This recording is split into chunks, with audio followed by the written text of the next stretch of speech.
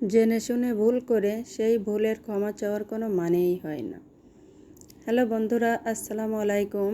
কেমন আছো সবাই? আজ আমি রান্না করে দেখাতে চলেছি কচু ঘাটা। তোমরা বুঝতেই পারছো। তো আমি এই কচু ঘাটা রান্না করার জন্য দেখো নিয়ে নিয়েছি একটা কচু। এটা আমার বর বাজার থেকে কিনে এনে দিয়েছে এবং বলেছে এখনই রান্না করে দিতে। তো আমিও কেটে কুটে নিলাম, নিয়ে সুন্দরভাবে পরিষ্কার করে ধুয়ে নিলাম। তো এই কচু ঘাটা রান্না করার জন্য দেখো আমি নিয়ে নিয়েছি কিছু ডাউল আর কাঁচামরিচ। এটা আমি ইউটিউবের এক বন্ধুর থেকে দেখে রান্না করছি। তো আমার কাছে খেতে মজা লাগছে। একজন রান্না করে একদিনও দিয়েছিল আমাকে এভাবে। তো দেখো আমি প্রেসার কুকারে ডাউল এবং কাঁচামরিচ সাথে কচুগুলা এবং লবণ হলুদ দিয়ে দেব। দিয়ে আমি ঢাকা দিয়ে কচুটা সেদ্ধ করে নেব। একটা বাসি দিলেই আমার কচুটা সেদ্ধ হয়ে যাবে। তো এই কচু ঘাটা একবার যে খাবে দ্বিতীয়বার সে খেতে চাইবে। তো দেখো আমার একটা বাসি দেওয়ার পরে কচুটা এমন হয়েছে। এখন আমি একটু ঘাটা গোটা দিয়ে নেব। আর এদিকে আমি পেঁয়াজ, রসুন, কাঁচামরিচ কেটে নিয়েছি। এখন আমি কড়াইতে দিয়ে দিচ্ছি পরিমাণ মতো সরিষার তেল। তেলটা ভালো মতো গরম হয়ে এলে আমি এর ভিতর দিয়ে দেব গোটা জিরে। আসলে গোটা জিরে দিলে কচু ঘাটাটা বেশি সুঘ্রাণ হয়।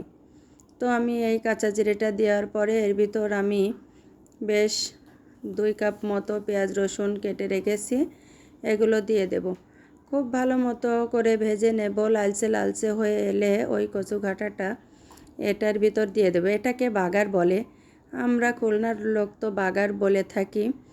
আপনারা কে কোন জেলা থেকে দেখছেন এবং এটাকে কি বলেন কমেন্টে জানাবেন। তো দেখো আমার এই মশলাটা পেঁয়াজ রসুনটা এরকম লাল লাল হয়ে যাবে এবং খুব সুন্দর একটা সেন্ট বেরোবে। তখন আমি ওই কচু ঘাটাটা এর ভিতর দিয়ে দিব।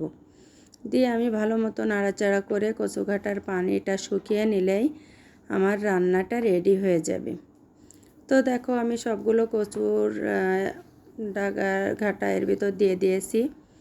এখন এটা আমি ভালো মতো পানি শুকিয়ে নিলে আমার রান্না রেডি। আমার রান্নাটা প্রায় শেষ পর্যায়ে চলে এসেছে।